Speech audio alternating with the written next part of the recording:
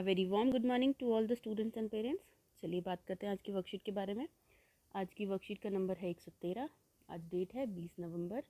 आज हमारी मैथ्स की वर्कशीट आई है और जो हमारा एक्सपेक्टेड लर्निंग आउटकम है वो है एस्टिमेशन ऑफ नंबर्स, मतलब नंबरों का अंदाज़ा लगाना। चलिए स्टार्ट करते हैं वर्कशीट के साथ। आओ अंदाज़ा लगाएं। आओ आज एक खेल खेलें। इस खेल को खेलने के लिए आपको एक कटोरी राजमा और एक खाली प्लेट चाहिए होगी। बच्चों, आप सब अपने साथ एक कटोरी राजमा नहीं हो तो चने आप अपने साथ रखिए। तो सबसे पहले ये दोनों चीज़ें आप अपने पास रख लें। आपको क्या लगता है आप एक बार में एक मुट्ठी में कितने राजमा के दाने उठा सकते हैं? अंदाज़ा लगाइए। बच्चों, ये एक्टिविटी मैं मेरे हाथ के हिसाब से करूँगी और मेरे अंदाजे के हिसाब से करूँगी। आप अपने हाथ के साइज़ के हिसाब से और अपने अंदाजे से करेंगे।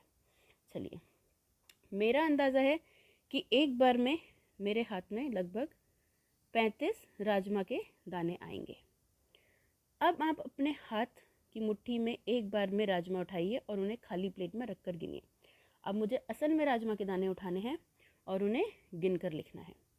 मेरी मुट्ठी में कितने राजमा के दाने आए? अब मुझे उन्हें गिनना है कि कितने राजमा के दाने आए। तो मेरी मुट्ठी में आए 26 राजमा के दाने। क्या मेरा अंदाज़ा ठीक था?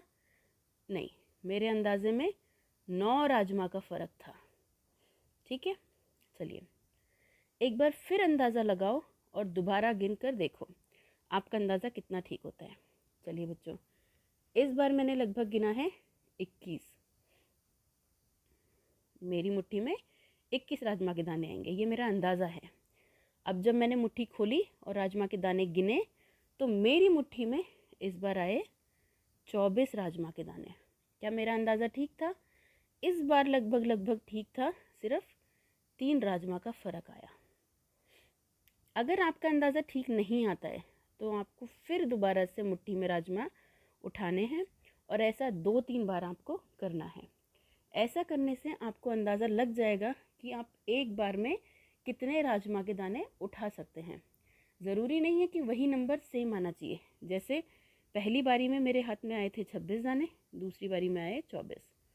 तो ये दोनों नंबर एक दूसरे के आसपास ही हैं, तो 1-2 नंबर ऊपर नीचे हो सकते हैं। कितनी बार में आपका अंदाज़ा लगभग ठीक आया? मेरा अंदाज़ा लगभग दूसरी बार में ठीक आया। आपका अंदाज़ा हो सकता है पहली बार में ही सही आ जाए, या हो सकता है तीसरी बारी में या चौथी बारी में सही आए। चलिए अगला, मान लो कि आपको राजमा के 100 दाने प्लेट में चाहिए, तो आपको कितनी बार मुट्ठी भरकर राजमा प्लेट में डालने होंगे?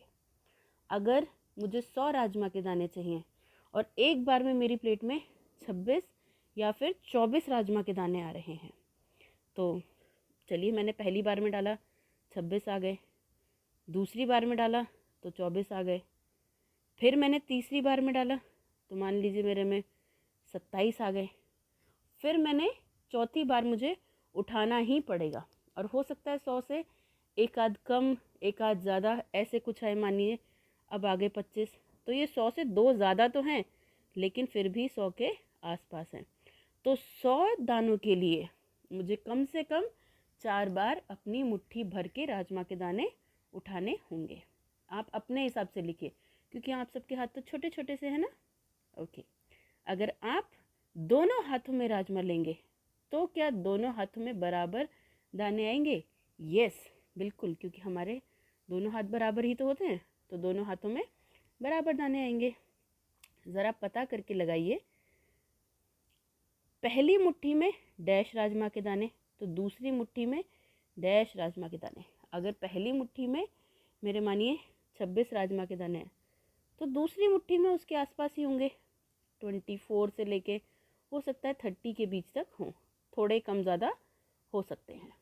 ठीक है बच्चों, चलिए पेरेंट्स के लिए सुझाव, बच्चों को घर में मौजूद अलग अलग प्रकार की दालों के नाम बताइए और उन्हें कैसे पहचान सकते हैं। जैसे कुछ दालों के कलर से उनको पहचान सकते हैं, कुछ दालें गोल होती हैं, कुछ सिलेंड्रिकल होती हैं, कुछ दालें छिली हुई होती हैं।